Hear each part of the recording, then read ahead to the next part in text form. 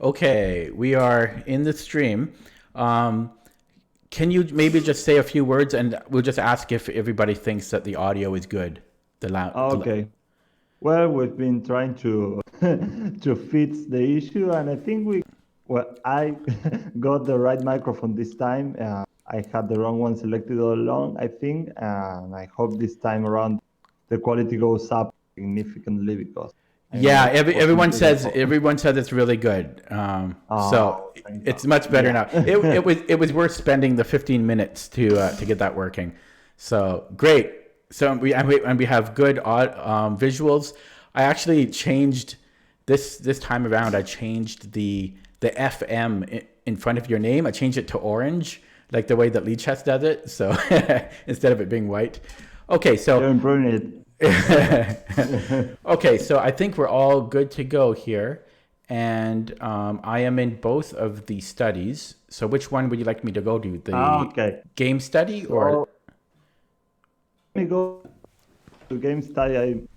On I don't know if you got the chance to take a look at the game I included in game study. Um, It's not a whole game actually, just a diagram, a fragment.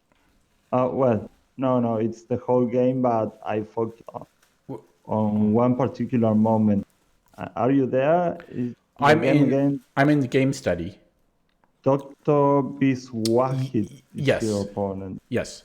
Yeah, it's chapter number 10. Okay. Yeah, this was a blitz game. I know it might not be. Oh, this is Uh, the 2100.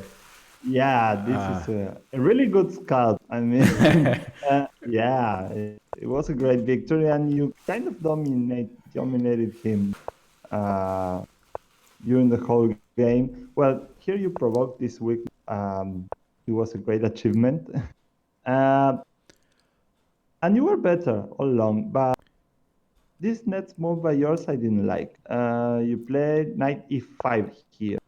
What do you think is Yeah, wrong yeah. with? So when I analyzed the game after, I didn't like it either because um, I am just allowing black to kind of take away some of the attacking pieces and kind of simplify the position a little bit. And so in retrospect, I don't like knight e5.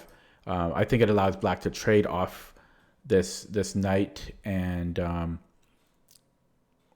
Yeah, there's actually a little bit more okay. to it, and this is why I chose the theme for today's stream. Uh, this this square on e5 is a very weak square for black, and ideally you want to have a piece on e5 always, because once he trades, well, he can either bishop or the knight, and both are fine, I guess. Once he trades on e5, now you have pawn here, and you lost your outpost. And well, black has achieved a lot in just one move. This pawn is not backward on an open file anymore.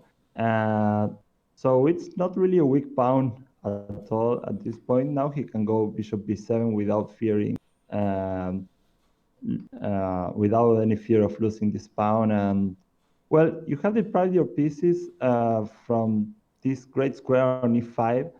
And ideally, when you have such a good outpost for your pieces, and this is a very weak spot um, on black's camp, you always want to keep a piece there. Ideally, a knight. I know it at this point it's very well controlled by black's pieces, but you don't have to go 95 immediately. You can double rooks on the e file, mount pressure against this pawn on e6, and at the right time you can put a knight there, or even play, I don't know, bishop b3 and really threaten this pawn on e6 that is backward and it's really not going to move forwards. Uh, Ideally, when with weak pawns like this, you want to fix them. And if you can fix them on an open file, that's even better. Uh, so 95 takes away a lot of the leverage you had in this position.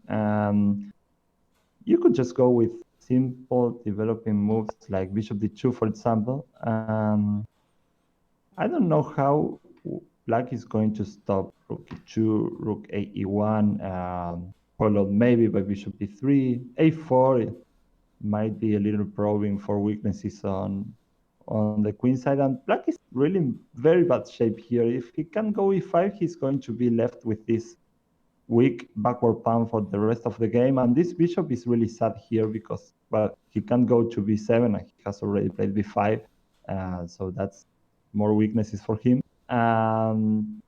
Well, this bishop is condemned to just defend this pawn. It's very difficult for black from now on. So I think that's the main problem with knight e5. You did very well up to this point. You provoked a lot of weaknesses. I mean, he has already played b5. Now he had to play f5. And, well, there are even tactical possibilities. For example, d5.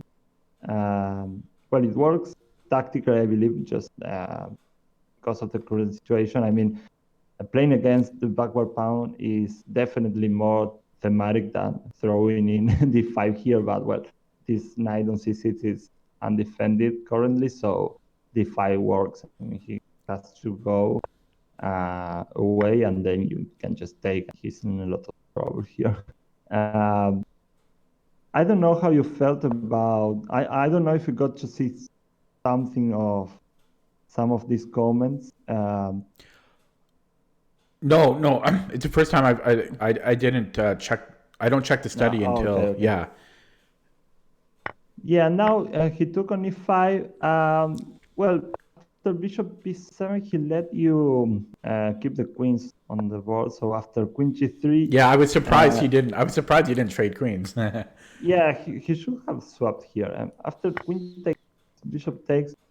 It's true that you have the bishop pair, and you might still be a little bit better, but he has actually quite good control of the like square, so he can try to go something like bishop b7, knight e7 maybe.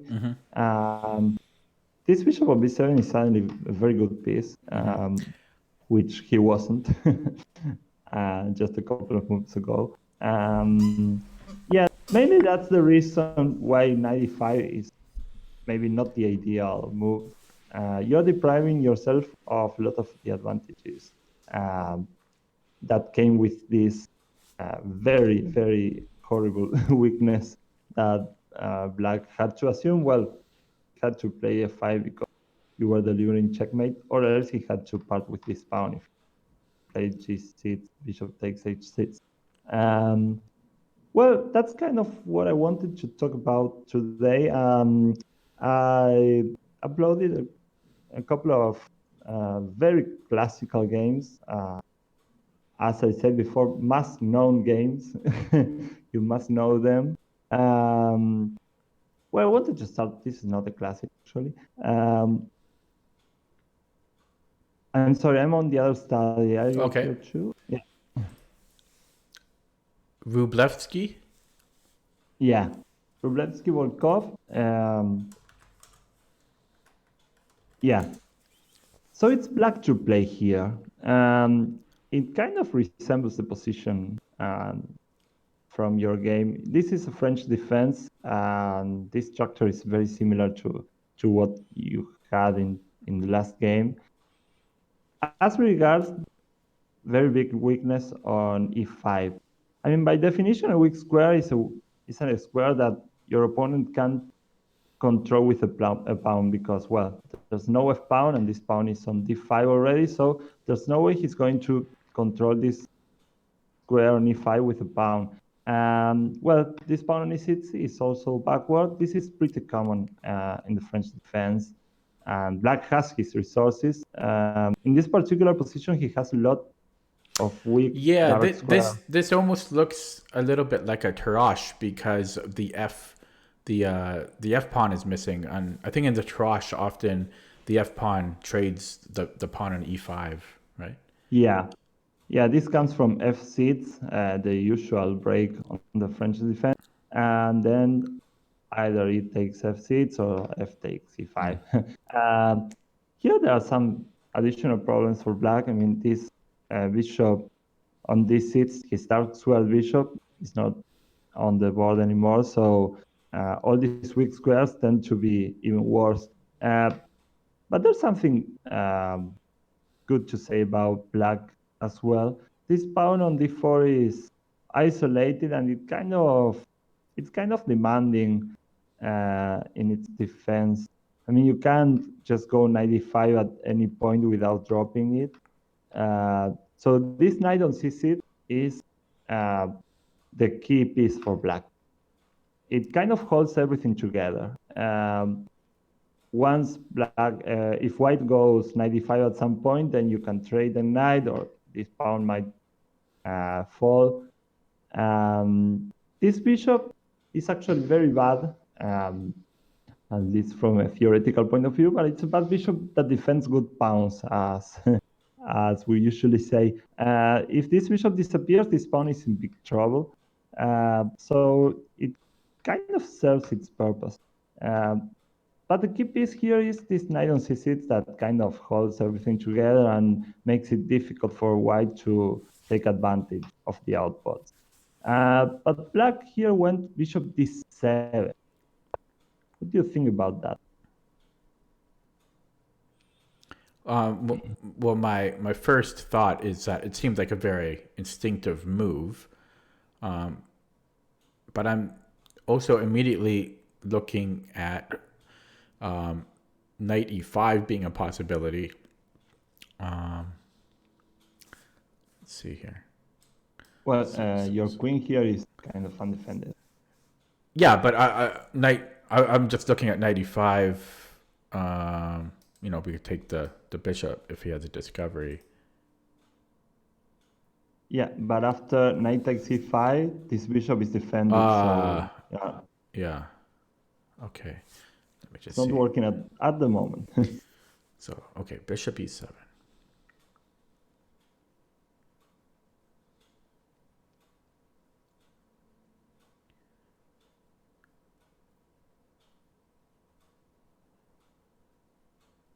I don't know. It seems totally natural, like that. It's the first move you think of. Yeah. Like I'm not immediately seeing any problems with it, any weaknesses that it creates. I guess the only thing I can say of that is that the bishop is actually technically hanging, you could say. So the thing is, there are discoveries here because this queen is in a very strange position. There's some kind of edge raid between the bishop and the queen, so there might not be a very big problem with this bishop hanging on d7, but there's a positional problem with bishop d7. White actually gets to trade this knight, and as we said, it's the knight that holds everything together for black. Now white made a very intelligent and move that it shows that he understood perfectly what he was aiming for here. He played bishop b5, and he's going to trade his light squared bishop, and he's going to get a kind of a simple situation of very good knight against a very bad bishop. This bishop is limited by, well, pretty much all of his pawns. So these pawns on d5, e6, g6, h7 make this bishop a very sad one. And by simplification, with bishop takes c6, now this knight is going to get to e5, and no one is going to be able to push him back. So reminds me kind of a swapped Sveshnikov. Yeah, exactly. This happens a lot in the Sicilian also with this structure. This sits and e5. Sometimes white goes bishop g5. He changes the bishop, the knight on f6, and he has d5 for him. Here there are no other minor pieces, so this is starting to be very serious for black. He should have gone a6. It might seem strange, but This knight on c6 is just too important to let white just exchange it for this bishop. That it's not a bad bishop, but it's not so important the pieces that we exchange. The most important thing is the pieces that are left over the board, and that's an important principle to remember. This bishop on d3 is by no means bad, but this knight on c6 is just too important for black. So after the exchange, black is just going to be left with a very bad bishop, and the knight on e5 is going to be an absolute monster. The game followed rook ac8, rook ac1, a6. Well, Too late now. it kind of provokes the inevitable. Yeah. Maybe he had played something else, but the exchange was going to happen either way. Bishop takes e6, bishop takes e6, queen a3, and black kind of activates his bishop. It might seem that this bishop is not that bad, but it's actually hitting blanks.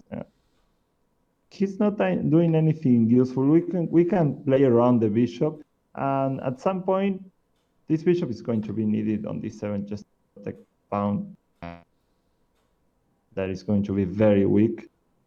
Well, here I mentioned a variation with, instead of bishop b5, in the French, usually black gets the semi-open f file, so this kind of exchange sacrifices are pretty common, actually. It might be a good moment for black to try to shake things up a bit, because he's going to get crushed positionally if he doesn't do something drastic. But at this point, there's just not enough counterplay. I mean, he's getting a pawn for the exchange, and the position is kind of close. There are not that many open files, but still his pawn structure is very bad. After queen f6, f4, this is a very good move. And now again, the importance of restricting our opponent's pawns, fixing them on bad squares. Now white has total control over the dark squares again. He can put a rook on e5 and completely dominate the dark squares on the center. And well, he's going to win on the long run. It might not be immediate or easy, but it's still a very sad position for black. So he went bishop b5, rook f e1, rook takes c1, rook takes c1, bishop e2. Well, this is now what he might have missed. Knight g5, not an easy move to spot. What happens now if black takes on d4? If black goes queen takes d4? Well, the first thing I'm looking at, I was going to say queen e7, but we have f2 to worry about. There is so we can't. There is a fork on e6, but we still have to worry about f2.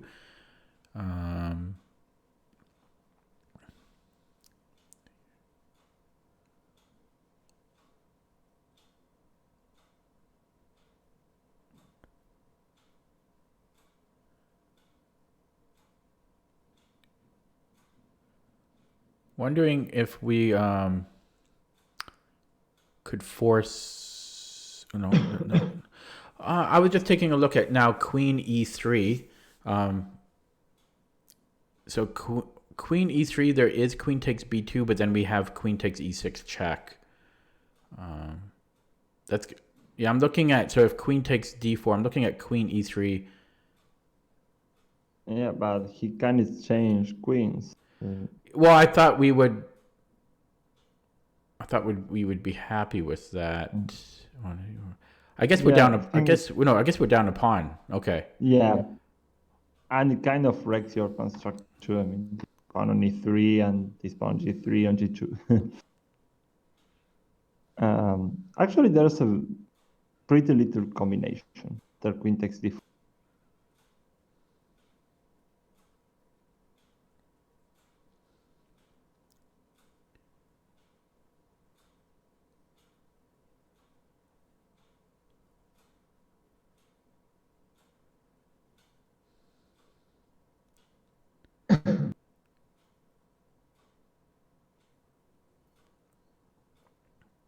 Oh, oh, oh, wait. Queen takes f8.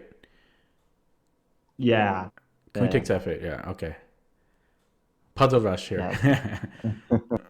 Queen takes d4. Yeah. Okay, for the audience, Yeah. queen takes f8, king takes f8, and now the fork, and we are whole rook. So he can take on d4. He might as well kick you out of g5, but now there's a very strong continuation. And I'm going to give you a little time to try to find.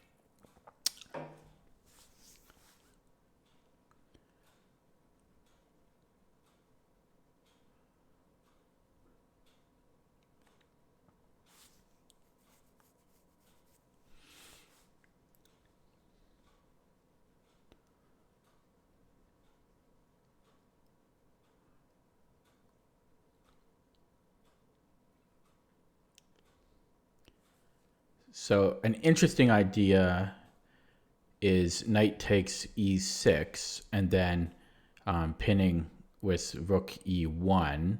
Not 100% sure that works.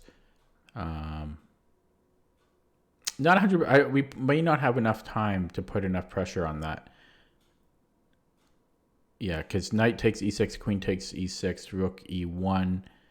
I can't bring in the queen quick enough to apply pressure. Okay, but maybe there's something similar. What I possibly could change the move order was rook e1. Maybe just simply. Oh wait, sorry. No, our knight isn't. Yeah, well, I don't know. Maybe we still like rook e, but then we're gonna drop the pawn on d4. If we went rook e1 first, and then h takes g5. Yeah, I don't. Yeah, because then queen takes. That doesn't seem to work.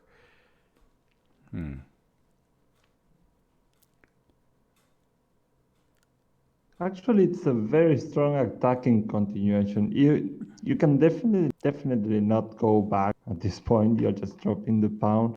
So it has to be an aggressive.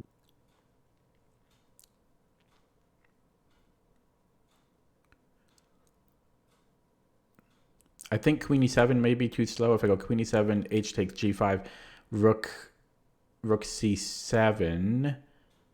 I don't know if that's fast enough. Let's see. Queen e7, assuming he takes the knight, and then rook c7. Well, maybe it's fast enough. Yeah, maybe that's fast enough because I don't know what black would do there. Yeah, you're giving checkmate, either on g7 or h7. Yeah. Okay, but yeah, that's very good. Okay, yeah, I just didn't. Okay, I didn't look at other possibilities instead of h takes. Queen e7.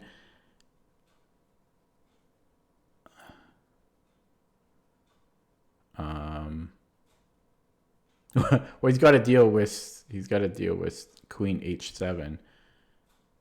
Yeah. So, yeah, it looks like he would have to take the knight. Yeah. Okay. Yeah, it looks like queen e7 might work. Yeah. Yeah, it's a very strong blow. It's actually a double threat. You're threatening checkmate here, and you're threatening to double up on the 7th rank. So there's nothing black can do at this point. H takes g5, rook c7. Now he has to give up the queen. All the pawns are going to fall. Yeah, actually it was very subtle, this knight e5 hitting on e6, preparing to play queen e3, hitting on e6 and on the bishop on e2. Well, black actually can't deal with this. He played rook e8 just to have that pawn defended. Now queen e3. And well, black is in very bad shape here. I mean, not only he has very weak dark squares, especially this huge outpost on e5 that white's knight is going to occupy at some point. But also, there is the fact that this king is very weak. King safety is kind of important.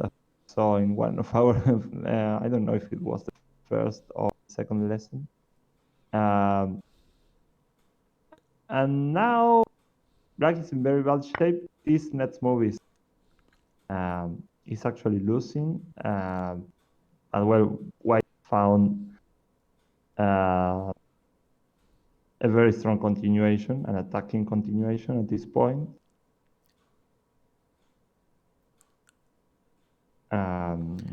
So the two moves I'm looking at are Rook E1 and Rook C7.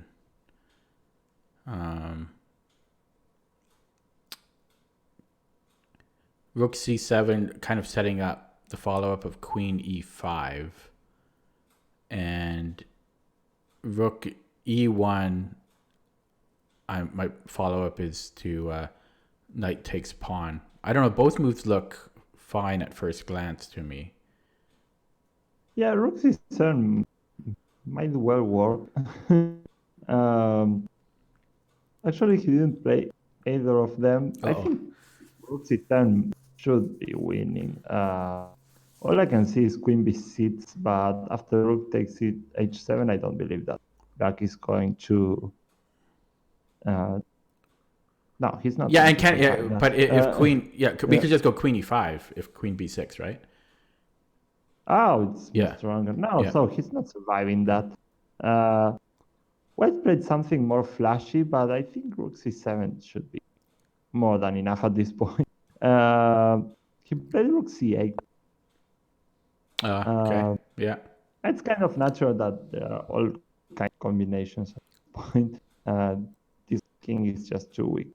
Well, Rook takes C8, Queen takes C6 check, King G7, and he didn't go after the Rook. Actually, he played Queen E7 check. Well, it was a pretty finish. He kind of got him in mating net. King H6, so it's the only move. Knight F7, King G7. Well, here he repeated the move, I guess, to hit move 40 gain some time. Yeah, 1991. They played that. Yeah. Yeah, he might be trying to get to time control, and now he played Knight E6, which is fantastic. The Black King is not going anywhere now, and Queen G5 or Queen 4 are threatened. Well, it finished quite swiftly. Queen C1, King A2, Rook C6. Well, G5 is now defended. Don't we just have Queen? Oh, I see. Yeah, H6, H5 is defended. Yeah, so for the time being, he's defending, but now follow Queen G7, King H5, and F4, and now all kind of threats are on the air. H6, Queen F6, threatening Queen G4, G5, Knight G7 check, and Queen F5 check. Black really played this to the end, hey? Yeah, he tried. We can't blame him for not trying. The whole point, I mean, Black started losing this game when he allowed the exchange of his knight, and he was left very bad bishop and a very weak dark square here on E5. This kind of structure is quite common, and this kind of weaknesses are pretty much a mark of the French defense. I want us to take a look at this.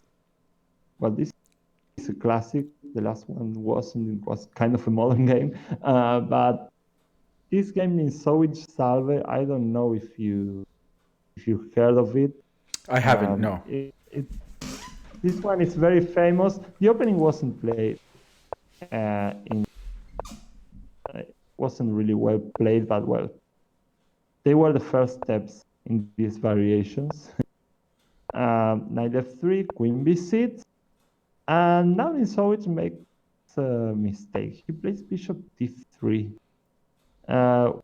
Nowadays, it's known to be a bad move. I mean, you can't win a pawn outright because of this covered check on Bishop D5. I mean, if C takes this, it takes D, Knight 4. But if black defends against that, you're going to have to go back to this with this bishop and lose a valuable tempo. Usually nowadays, well, I don't play this. Of course, I play d4, but I think a3 is the most popular reply here. White wants to play b4 and force black to take a decision. He has to make a decision of taking and releasing the tension there. Also, I think that bishop e2 is quite a reliable move compared to what Nisovich played. Actually, he's going to be a tempo up. So bishop d3 is not a good move, but black didn't know how to punish it. He went bishop d7. And it seems very reasonable because now he's actually threatening to win the pawn on d4 because no check on b5. But actually he had to take first. If he went, had he gone c takes d4, c takes d4, bishop d7, now he'll be threatening to win this pawn, and the only way to defend it is actually going back with the bishop, which is rather sad. Actually, the Taras played this against Nisovich later, and he got a very good position, but he blundered then, and he made a couple of bad moves, and Nisovich won the battle again. So bishop d7. It kind of seems like it's going to be the same, but now Nisovich showed a revolutionary concept for his time. He played d takes c5, which is a very surprising move, especially for being played in 1911. The idea at that time was that the center was the place for pawns. I mean, you never had to part with the center pawn for a wing pawn. This is kind of giving up the center voluntarily. It was kind of frowned upon in those times, but so we show once and again that pieces could actually control these center squares just as well as pawns. He now gets this square for his pieces, and that was something that people didn't take into account at that time. And well, now he's avoiding all this stuff with c takes d4, and so everything came into place for Nisovich here. Bishop takes c5. It kind of looks like he's helping black to develop with tempo, but well, he castles here, so there's no problem with that. And now f6. What do you think about that?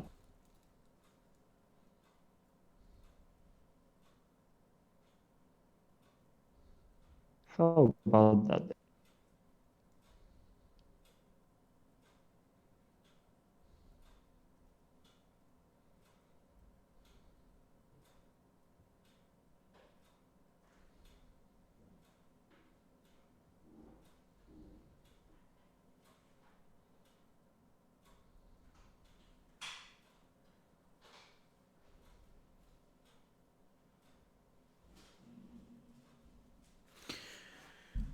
So I'm just looking at ideas of taking advantage of the hole that may be created on e5 if we did something like b4 and then e takes.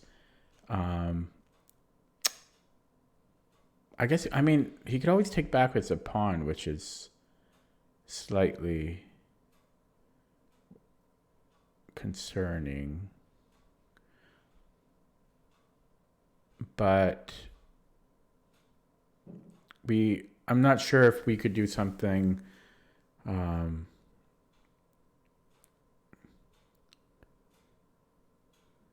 such as knight d4, and then we would have queen h5. I'm still looking at b4 and then taking on f6, and it looks, I don't know. That's kind of just what I'm looking at. you're on the right track. Now white starts kind of a war for these two squares. I mean, if white knew that if he got to control e5 and d4 and put two pieces here, he'll be crushing his opponent. It's the same as we talked about. If these pawns on e5 and f6 disappear, and white can put a piece on e5, well, it's not going to be pushed back by any pawn. So e5 is going to be a very weak square for me. And this weakness is going to be reflected here on d4, because if black can't kick back a piece that is on e5, he's not going to kick back a piece that is on d4. Well, now I'm almost looking at b4 and then b5, just because if we could kick that knight away, then we can actually place a knight on e5. Yeah, actually now you have to do something about this after that, but before, like b4, b5 is what I'm looking at. Before he has to go back. Yeah. Then if you go b5, the pawn is falling. Yeah. Okay, but so e takes f6 and then then b5 doesn't really help us. Yeah, if e takes f6, yeah, it doesn't. He might even go bishop Yeah, takes f6 he's covering because he really needs to control. White started a fight to establish control over e5 now. d4 is virtually in his hands. So just rook e1? No. He played bishop f4. Yeah, he's developing, I guess, yeah. Yeah, and it's, well, it's kind of based on tactics. You can just chase the bishop because it takes f6 and you're hitting on this bishop and everything is falling. So it looks like nothing is really going on. White is going to firmly dominate these two squares, and black is going to be very restricted. This pawn structure is going to be very bad, and this bishop on d7 is going to suffer as usual. Now you have problem with black. I mean, this knight is not going out anytime soon. You need to exchange on e5, but that is actually helping white to establish control on that square. Knight takes e5, bishop takes e5, and now he went for knight f6. But now you have a very dominant bishop here, and there's only one piece that needs to be developed, and it kind of has a very good role to the other weakness. Actually, this square on e5 can be cataloged the weakness of black's position, just because of what we talked about. If there is no pawn on f7, then f6 is not going to be an issue, and he can never kick back a piece that is well established on e5. Here, white doesn't have a pawn on d4 or on f4 to establish total control of e5, but he's going to establish control over that square with pieces, which is a good alternative, especially now that he has all the dark squares virtually for himself. Black castle, knight f3. Well, now we are very close to total domination over d4 and e5.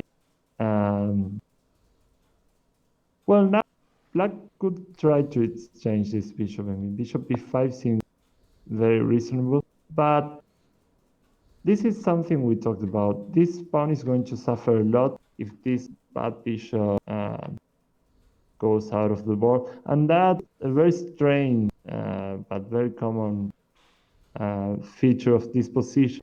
That this bad bishop is actually necessary, or else this backward pawn on the open file is going to fall. I mean, it actually falls here. Bishop d4, queen a6, then we change bishops, knight g5, and there's no way to defend that pawn. If you go queen c6, rook e1, and there's nothing to There are no resources to defend the pawn on e6 actually.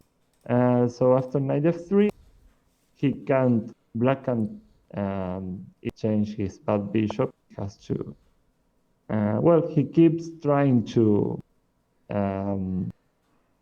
discuss white's domination over e5, but he doesn't have the pieces for that. Queen e2. See how white slowly but surely builds his control of these dark squares. Every single move Insoich made in this game was directed towards getting full control of e5. He knows that if he gets to restrict these 2 pawns totally, black is going to have no counterplay whatsoever. Rook a8, bishop d4, queen c7, and now, this is the piece distribution that Insoich was aiming for. He's going to play bishop on his own. Bishop e8, rook a e1, even more control. And this move is very bad, but actually I don't think there's satisfactory defense at this point. Maybe he should have tried, I don't know, knight d7 if it's possible at all. He might have to face a very fierce attack on the king side, but you have to do something at some point. And giving up this dark square bishop is just positional suicide. I mean, he's not going to cover the weak dark squares anymore, and the attack is not going away. And bishop d4, bishop d7 to defend the pawn on e6, queen c2. We're already threatening to take on f6 and take on h7. So rook f7 to defend this pawn. Bishop takes f6, she takes f6. But now, what do you think white should do now? Well, even just doing that and then doing a rook lift looks like it might be decent. Like bishop takes f6, g takes f6, rook e3. Although I think even regardless, I think white could consider a rook lift here. Yeah, that's great. Rook e3, very good move. It's the principle of concentration of forces. If you're attacking, you want all the pieces to go against your opponent's king. And here you have the resources to do so, because all these pieces are going to be very far away from the defense of the king. So black isn't going to be in time to defend. This b6 it's kind of like resigning, I guess. Rook g3, king h7. Sacrifices start to come. If knight takes h7, queen g6, curtains at this point. You're threatening the rook and to take on g7. So after bishop takes g7, e5, then there came this intermediate move. Bishop g6, rook e7, rook e1. What if? Oh yeah, never mind. Keep going. Yeah. Yeah. Rook e1, queen d6, bishop e3, and this king is just too weak. Pawn up. That king is not going to survive this. d4. It seems like black has some kind of activity. Actually, nothing is going on here. Everything is very well defended. And that king on h8 going to suffer. Rook takes c3, rook takes c3, d takes c, queen c3. Everything has been clarified at this point. It's a pawn up, a very weak king for black, and those bishops are terrifying. King g8, a3, that's technique, I guess. King f8, bishop h4. So it's really like his maneuvers. I mean, now bishop g3 will be hitting this pawn on e5, and it will be very hard to defend, if at all possible. Bishop e8. I like how he chooses to keep the bishop there as long as possible. Queen d4. Well, now simplification win pretty easily. Bishop takes, it takes, king f1. We are full pawn ahead, and this fast pawn is going to decide the game. Yeah, same colored bishops. Yeah. Yeah, and well, he resigned here. It's kind of hopeless. The whole game revolved around these two squares, d4 and if. What was very groundbreaking at the moment was this d takes c5, which kind of surprised the whole chess world.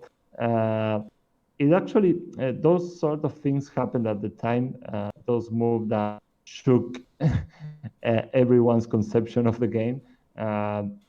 Classic, classical players have never considered giving up the center like this, but in Soviets discovered that the possibility of exploiting these two weaknesses was well worth giving up the pawn center. Well, he wasn't alone in this understanding of this, well, at the time, new positional concept. We're going to take a look now at another very famous game, and this time of Steinitz, the founder of the classical school. Um, well, it's one of those guys that were revolutionary, and so it was revolutionary too. Steinitz kind of founded the positional understanding of chess. Positional concepts were not even enunciated, weren't even mentioned before Steinitz. He called the attention to the fact that not everything was about the attack and beautiful sacrifices. He was very well ahead his opponent in terms of positional understanding. And here he shows a very fine understanding of outposts and weak squares. It was a French shoot, now that we are kind of paying attention to that particular structure. Well, e5, knight fd7, f4, c5, and now, surprise, surprise, this was a present to last game, d takes 5. This was on 1883, so more power to Steinitz immediately. Yeah. Kind of amazing that Yeah. he finds this. It's not the best move in the position. With the same idea nowadays, white plays knight f3, and yeah, he tries to establish control over d5 or d4. I'm sorry. After these pawns are exchanged, but white actually waits until black is the one who takes. Knight c6, bishop e3 is the usual follow-up, and then queen d2. Well, this tension at some point is relieved. Steinitz, just as in Soviet, was very eager to prove his ideas. He wanted to show the world that their conceptions were right. So he took immediately on c5. Bishop takes c5, knight f3, a6. It's funny that I used to play French when I was a kid, and instinctively I used to play a6. And actually, it's not a very thematic move if the French is well played. Not always you should play a6. Here it's actually a loss of time, but it's kind of an instinctive move just to, I don't know, avoid this kind of stuff that usually don't work. But, well, here it's loss of time. Knight c6 should be considered. It's much more natural, and black should be fine. But well, they were the very first steps in opening theory, so we can't blame these guys for going for a6. Bishop d3, knight c6, queen e2, and now another loss of tempo. It's kind of understandable that black wants to trade the bishop. But this knight on c6 is actually very important for the theme we are looking at. Control over d4 and e5 is just paramount in this. Yeah, I mean, if this was one of my games, I would like probably 90% chance my opponent would play knight b4 here. It looks natural. I mean, I would probably play it. give me that bishop. Yeah. What is kind of characteristic of these positions in the French is that these two squares are just too valuable. Well, we saw the last game of Linsoid, and it kind of proved it. So deviating this knight from control of e5 and d4 and spending a couple of tempi just to get this bishop out of the board might not be the best idea at this point, especially now that white has the possibility of occupying this square, which might not be defined as a weak square. I mean, there is a pawn next to the pawn on d5, but it's actually not feasible that this pawn is going to move forward. So this is going to be a very good post for a white knight. Well, Stennis took it with calm. He just kept developing his pieces. b5, and now he made a very provocative move. He played knight d1, kind of provoking black to take on d3, and he did so. He played knight takes d3. How do you take on d3? How do you take, and why? Well, instinctively, I would like to take with the c pawn to repair repair the missing pawn on d4. The other consideration would be to not take with the c pawn so that we could have the open d4 square for the like a knight blockade on d4, and I guess but I don't really see great benefit with the knight on d4. I mean, I know that we have a nice square on c6, but after bishop b7, I don't really see what we're accomplishing with that. So I would probably take, c takes. C takes. Well, c takes d3. So actually a very good positional move. White is going to keep control of this square, so he's getting the out of both worlds. He gets this open c file. He gets control of c4. It might not seem, but if you take with the queen, then black has these ideas with knight b6 and knight c4. Yeah, you have the b pawn to kick the knight back, but if you go b4, then this c pawn is going to be backward on the open. So knight on c4 could be a real mess. With c takes d3, white is depriving his opponent from the square, and well, you get the open c5, and you still have d4. Well, a knight on d4 might not seem like much, just because he's not threatening anything immediately, but it actually. I guess one thing I didn't consider here was d4 for black. It's actually quite an interesting choice. At some point, black should play d4 and open the position for this bishop. In fact, one of the main, if not the main effect that the white knight has on d4 is a very cramping effect over black's pawn structure. It's what we're talking about, restriction and fixing pawns on a certain on certain squares. If you get a knight on d4, this bishop on c8 is going to be very bad for the rest of the game, probably. Really, I thought it would be better because bishop b7. Oh no, sorry, you're talking about the white pawn on d4. No, if you actually get to put a knight on d4. Oh, the knight on d4. Okay. And it can't be kicked back. This bishop on c8 is going to be actually very bad. It's going to be restricted by his own pawns. And knight on d4 is actually quite active. It supports f5, for example. It it starts taking, it takes a look at some squares that are very deep in black camp. And this bishop is going to, well, he's going to have a merely defensive stance here on b7. So if white succeeds in playing knight d4 at some point, this bishop is going to be very sad.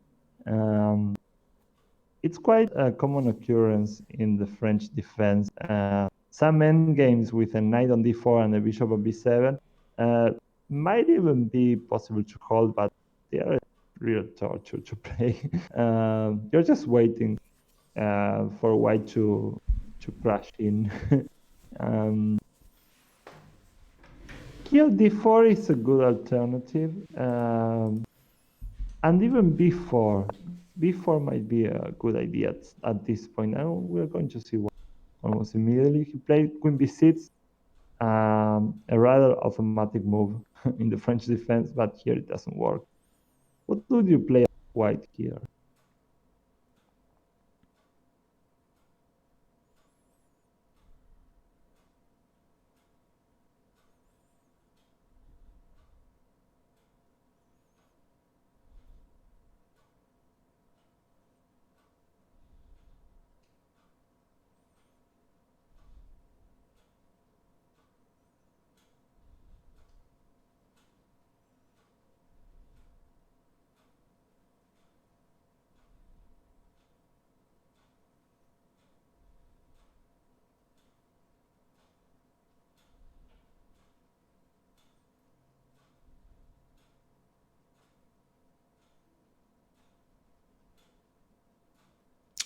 I don't know. I like a lot of moves. The one I'm still looking at right now is b4 followed by bishop e3.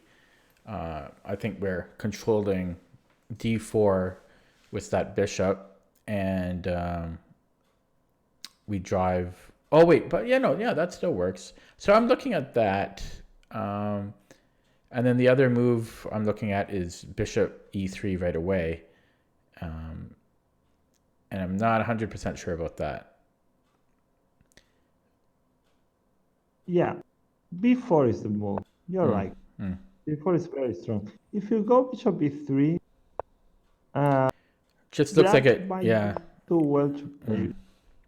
So that his bishop is going to be free on b7, and he's going to get a good line. Oh yeah, that looks b4 terrible. is very strong. That looks really bad for white. Suddenly he comes back to life. But b4 is very strong, and the reason is mainly position. Now you're going to have a very strong square on c5. I know it's not immediately. You can take immediate advantage of having c5 controlled by, but this is actually establishing an outpost for the future. There's no black pawn that can control c5 anymore. These pawns are on d5, are on b5. So having this pawn on b4 kind of secures that you're going to have control of the c5 square for the rest of the game. Black can't say the same about c4. And that is very important because at some point you're going to put a piece on c5, or at least you will have the possibility of doing so. And black is not going to have the same privilege. And this factor also kind of gives you some leverage to fight for this open file. If you have a strong square on some of the squares of the open file, then your chances of actually winning that file increase a lot. That's what makes c takes d3 very strong here also. I think that c takes d3 was followed by b4 was kind of revolutionary at the moment Steinitz played this game, because all the games were very tactical. Everything was sacrifices, but when Steinitz started to win games like this, people didn't really understand what was going on. So he kind of showed a new way to treat chess positions. And these little subtleties of weak squares versus control squares, good outposts for the pieces were not really known at the time, and he had a very good handle of even though these principles were not even known. B4 establishes control over c5, and in the future it's going to be important. Selman went back, he played bishop e7, a3, well, at some point it's going to be played. Now you're threatening to play bishop e3, I guess. And what do you think of f5 here? Black actually played f. I know you're not a big fan of that. Well, yeah, I mean, immediately it looks like he's weakening his light squares. Also, was a move like because in my studying of the Tarrasch in the French, a move like f5 immediately weakens e6. So I don't know if we can target that with the knight at some point. You know, the knight on d4 or g5. I know that e6 gets very weak after f5. Plus, with a move like knight g5, we're also opening up our queen to come in on h5. I'm not sure if we would want to play knight g5 right away, because I don't know if we like bishop takes, pawn takes. I don't know if we like that. But to me, it looks very weakening for black overall. I don't know how we might exploit it right away, but yeah. Yeah, it has this problem. I mean, White's project is to bring a knight here on d4, and actually he's going to be able to do so. So if a knight lands here, the pawn on e6 is going to be very weak. Yeah. So it doesn't make a lot of sense to play f5 at this. Yeah. And there's also another downside to this move, and the fact that black is losing the battle on the queen side. I mean, white has control over a couple of very important squares. Black needs to have the opportunity of generating some counterplay on the other side of the board. I mean, the thematic f6 strat, well, it might not work immediately, but if you go f5, then you're never going to have any kind of counterplay on any side of the board. So now white kind of gets a free hand to just improve his pieces on the queen side, occupy a very good spot with his pieces, and black is going to be completely passive. It's kind of instructive how Steinitz never goes out of the way and never tries to mount a decisive attack. For example, moves like 95 that you mentioned kind of shake things up unnecessarily. White has very good control of dark squares on the queen side, and this bishop is going to be buried for the rest of the game. Instead of f5, I guess d4 was a very good attempt. I know you're giving up a pawn here because queen f2, actually, I think it immediately wins something. But just getting this bishop out, especially now that white doesn't have a light squared bishop, could give black some kind of compensation. I don't know if it's enough, but it looks very reasonable. It looks like an interesting attempt, at least. Well, f5 kind of deprives black from any kind of counterplay. Here, bishop e3 might be the best. Steinitz just gave black one more opportunity to go d4, but well, it wasn't on Selman's plans. He played bishop b7, actually letting Steinitz bury this bishop. And now we have the square we are talking about. This bishop is miserable, and he's going to remain very passive for the rest of the game. And this knight is a monster. This pawn is very weak. If this pawn wasn't on f5 and if it remained on f7, then maybe f5 would be another positive aspect of this knight on d4. But now it's hitting on e6, and it's a very, very strong knight. Knight f8, kind of sad, but what you're gonna do. Kick castle, h5, more weakening moves. I know black is completely tied down at this point, so kind of difficult.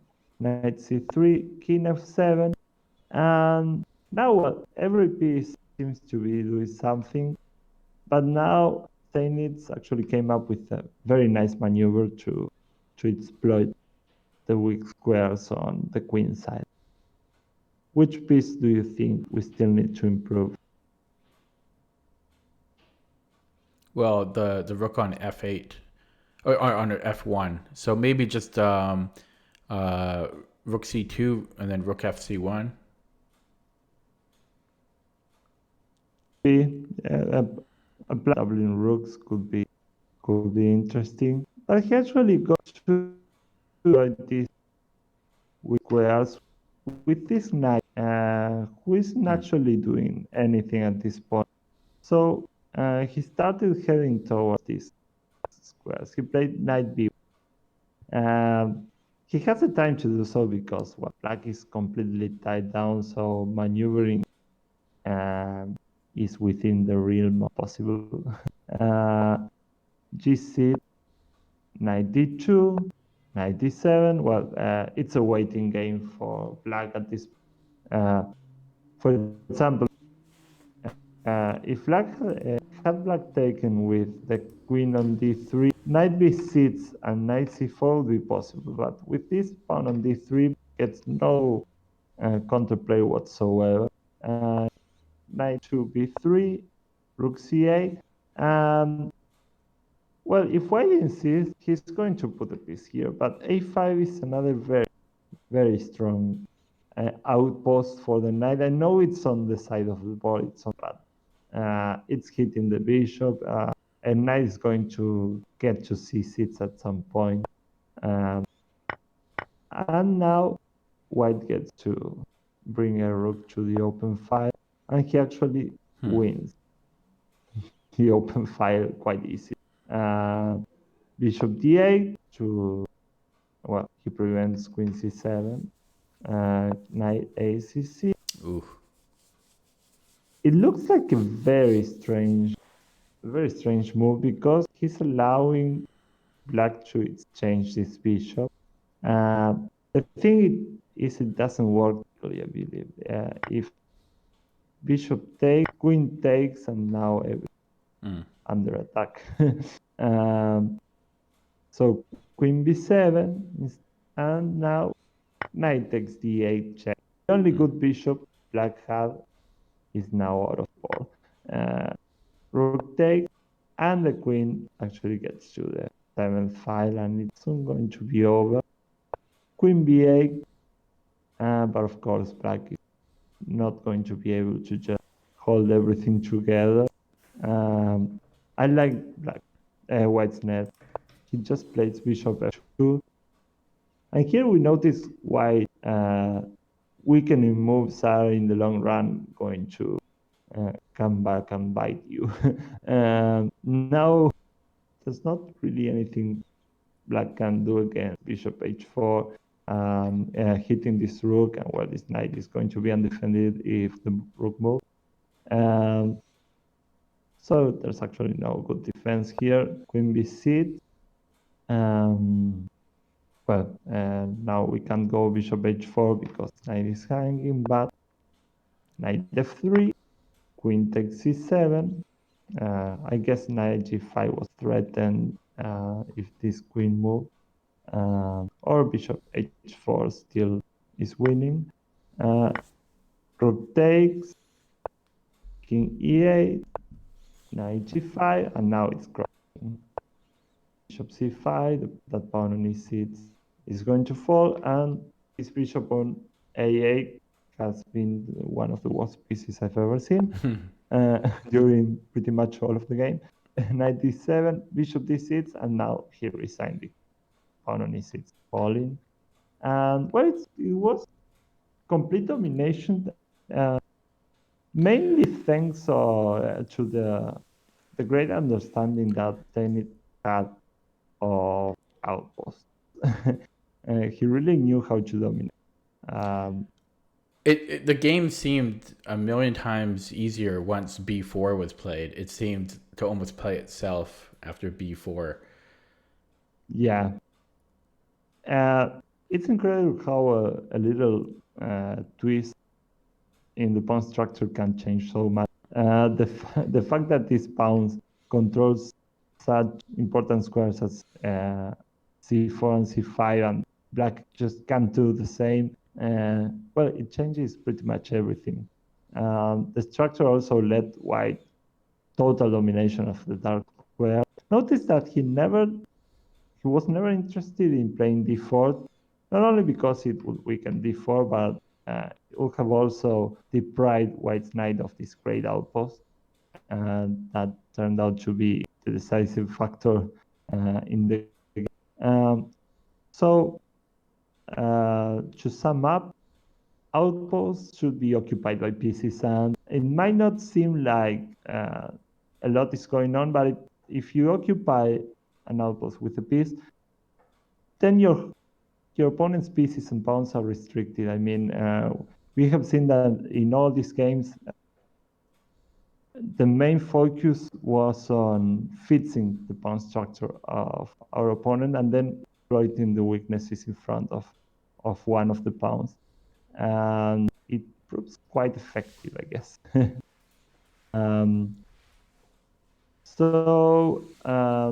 Well, I'll leave you with this diagram. We're going to see it very quickly if you have a minute. Yeah.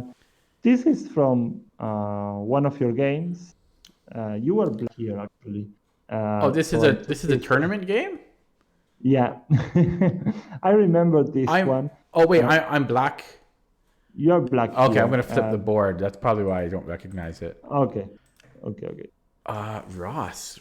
Matthew Ross? Yeah, I think it was. This was from the previous tournament, round 1, I think. Unrated. Yeah. Unrated. Yeah, this guy was unrated. I believe this was round 1, and it was his very first tournament, and he literally spent about 5 to 10 seconds every move in every game of the tournament. At the end of every game, he actually had more time than he started with. He had an hour and a half, like over an hour and a half at the end of the game. So he played really quick. Well to play, so yeah, I know. I was surprised. But okay, so I'm trying to remember. I don't remember this position at all, which is funny. I think it was kind of instructive because he now kind of missed the point. Kind of natural if you play a move every 10 seconds. Yeah. But now he kind of got to trade queens. This is going to be a very important positional factor in the future. That weak square on d5, it gets weaker as pieces are traded. And without the queens on the board and with this huge knight on b6, he kind of gets the possibility of fixing this pawn on these seats and getting total control over d5. And this is the key square. I mean, d5 is just the most important square in the rest of the board. He totally missed the point here because he played as if queens were over the board still. He played h4. What do you think he should have played here? I know that there's not only one answer, but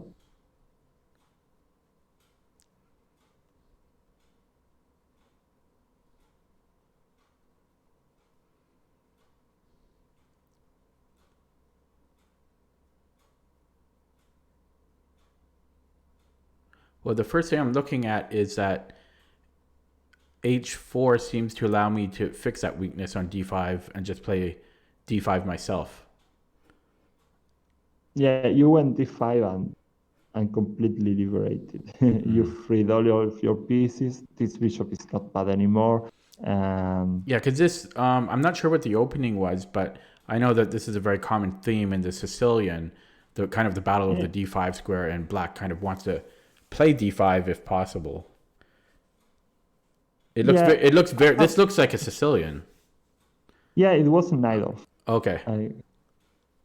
It's funny that after h4, d5, it's actually white's pawn structure that suffers, because if these 2 pawns are exchanged, then this pawn structure is kind of suspect, especially this pawn on f3.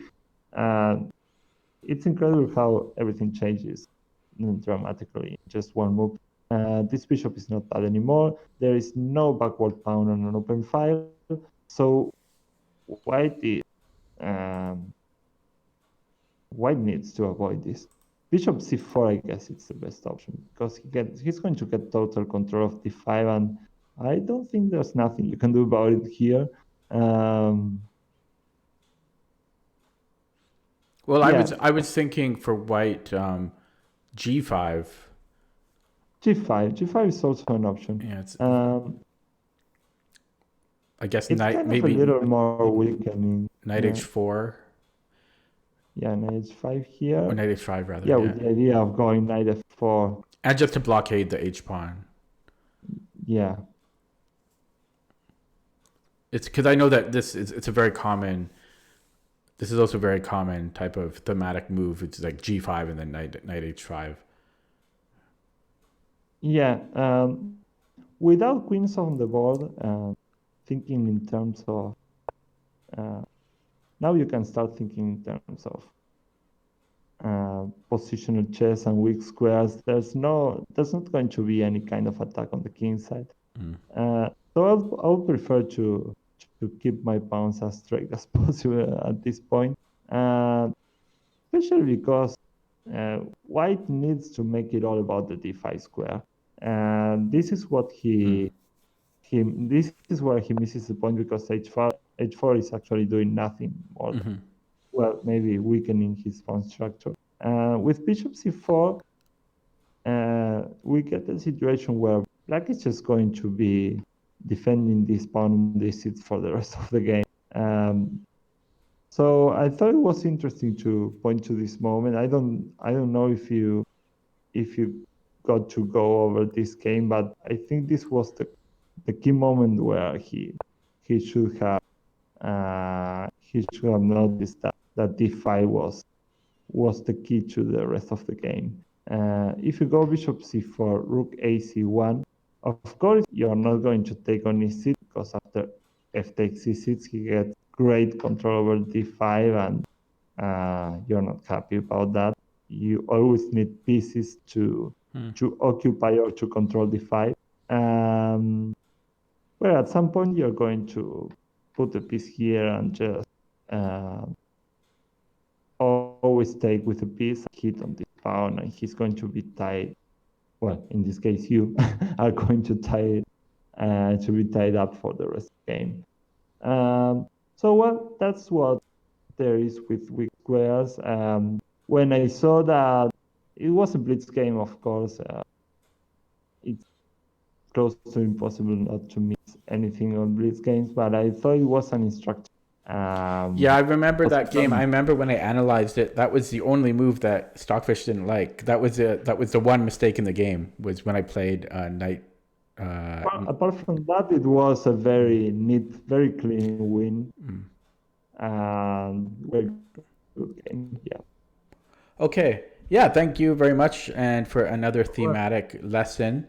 I do have one question for you before you go, and that is, when is your next over-the-board tournament? Do you have one planned? Yeah. Well, the one I'm planning to play very far away in time. It's in March next year. I really hope I'm going to play another tournament before that, or else so rusty that I don't know what to happen. What type of tournament is it? It's a new league they are trying to promote here.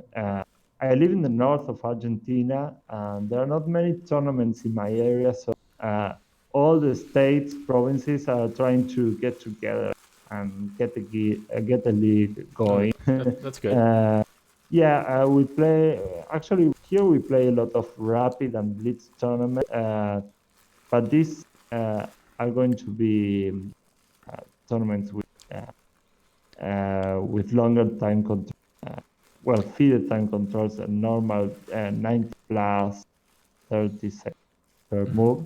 How many But rounds? yeah, it's going to be 7 rounds, I guess. Okay. At least that's Do you what. have any possibilities of getting a IM norm in that? No. It's the field is not strong enough for that. No, we don't have enough foreign players. Also, I don't think it meets the requirements. Maybe for the final, if we classify, it's a team, it's a team championship. Maybe So for the finals in Buenos Aires, it could be that. so for an IM norm, you need a number of foreign players in the tournament. Yeah, I think you need at least 3 flags, unless it's a national championship.